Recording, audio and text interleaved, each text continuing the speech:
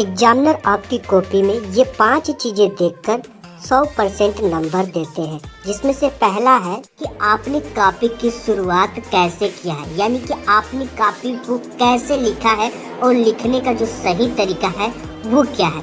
और टिप्स दूसरा देखता है कि टीचर कॉपी में क्या देखकर खुश हो जाता है और क्या देखकर फेल कर देता है, और टीचर छात्रों को किस सिचुएशन में या किस स्थिति में फेल कर देता है। और आप तीसरी जो बात है वो है कि क्या जिस प्रश्न का उत्तर नहीं पता है उसका आंसर नहीं लिखना चाहिए, या जिस क्वेश्चन का आंसर आधा पता हो उसे छोड़ देना चाहिए। और जो चौथा टॉपिक है, क्या कॉपी में पैसा रखने से नंबर मिलता है क्या।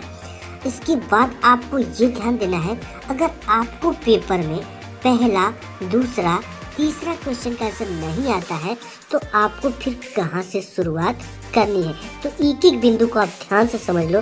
अगर आप ये गलती बोर्ड एग्जाम में नहीं करोगे तो आज से आपको कोई फेल नहीं कर सकता, क्योंकि छात्रों की लापरवाही ही छात्रों को फेल कराने को टीचर को मजबूर करती है। क्योंकि टीचर कभी नहीं चाहता कि अपने पेन से किसी छात्र को फेल कर दे। तो देखो, जो आपको कॉपी की शुरुआत कैसे करनी है, ठीक है। तो मैं आपके लिए कुछ टॉपरों की कॉपी आपको दिखा देता हूँ। सबसे पहले आपको कॉपी की इस तरह से लिखना है, ठीक, कुछ इस तरह से लिखना है, प्रश्नोत्तर संख्या डालकर लिखना है। ये कुछ टॉपर अपने छात्र जो होते हैं अपने कॉपी में ये इन पॉइंटों पे सबसे ज़्यादा ध्यान देना है कि आपने कहाँ पे ब्लैक पेन का यूज किया है और कहाँ पे स्केच का यूज किया है, और क्वेश्चन के आंसर को जो लिमिट होता है उसको तो क्रॉस नहीं किया है। अगर आप क्रॉस कर देते हो तो आपको ज़्यादा नंबर नहीं मिलता, ठीक है। ज़्यादा आंसर लिखने से ज़्यादा नंबर नहीं मिलता, जितना कहा गया उतना ही लिखना है। वर्ड लिमिट का आपको बोर्ड एग्जाम में आपने ध्यान दिया है कि नहीं, कॉपी लिखने की जो सही तरीका उसको फॉलो किया है कि नहीं।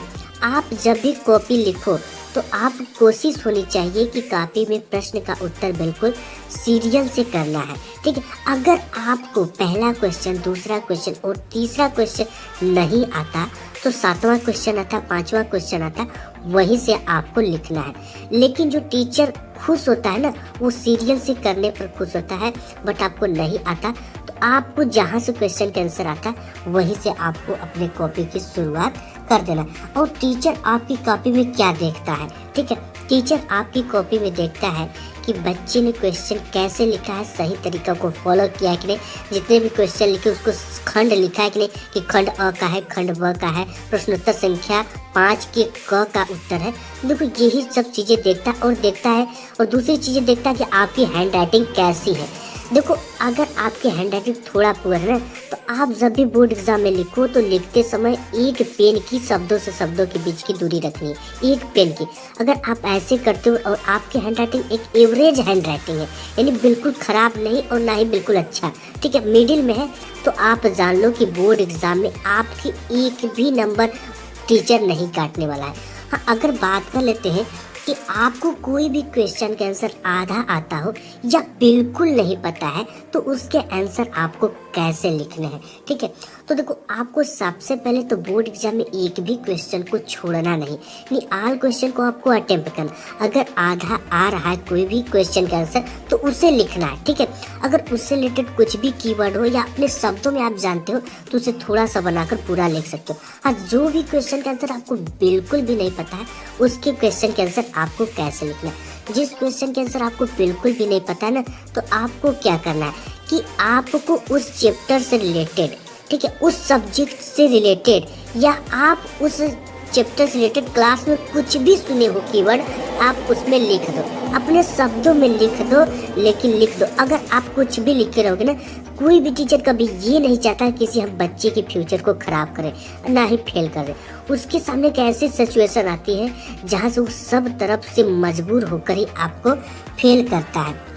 और आप बात कर ले कि आपको बोर्ड एग्जाम की कॉपी में ना ये चीज़ें देखता है टीचर कि आपको कोई भी गलत चीज़ें नहीं लिखना है। जैसे कोई बहुत सारे छात्र होते हैं, क्वेश्चन का आंसर न आने पर वो क्या करते, एक प्रेम पत्र उसमें लिख देते हैं जिससे प्यार किए होते हैं, लव स्टोरियाँ लिख देते हैं, गलत चीज़ें लिख देते हैं, कसम लिख देते हैं कि सर मैं आपका पैर पकड़ता हूँ, आप मुझको पास कर दीजिए, आपको मैं 20,000 रुपया पहुँचवा दूंगा, 10,000 रुपया पहुँचवाऊंगा, ऐसा लिखने से टीचर कभी ज़िंदगी में आपको पास नहीं करेगा जब तक आप कॉपी में कुछ नहीं लिखोगे।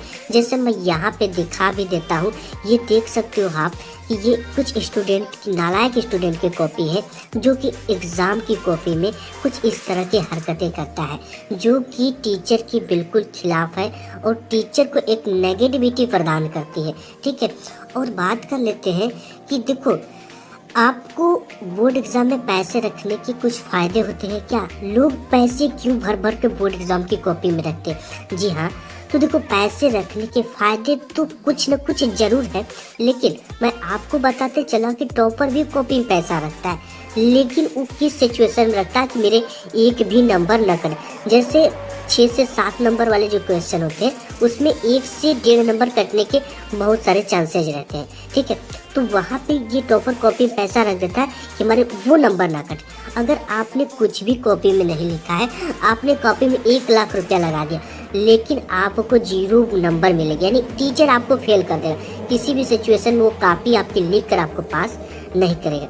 ठीक है, तो आपको जब कुछ लिखे हो और आपको जैसे 2, 4, 3 नंबर से फेल हो रहे हो, उस सिचुएशन में आपको टीचर क्या कर देता है? पास कर देता है। तो कोई टीचर भी एहसान फरामोश होता है पैसा लेने के बाद, वो सोचता है कि मैं किसी स्टूडेंट को फेल ना करूं। तो आप ना कुछ उससे रिलेटेड कीवर्ड लिखिए, या 3 घंटे का समय होता है, आपको जिस दिन जो सब्जेक्ट रहता है ना, उसकी क्वेश्चन बैंक को बिल्कुल अच्छी तरीके से पढ़ लेना है। तो आपको क्या करना है, उसमें जो भी पढ़े हो आप उसी क्वेश्चन के आंसर में लिखते जाओ, तब तो आप पैसा लगाने पर पास हो सकते हो। जी, पैसा लगाने के 1 से 2 नंबर बोनस जरूर मिलते हैं। आप जिन चीज़ों को अपने बोर्ड की कॉपी में अप्लाई करते हो तो आप कभी ज़िंदगी में फेल नहीं हो सकते। ये मेरी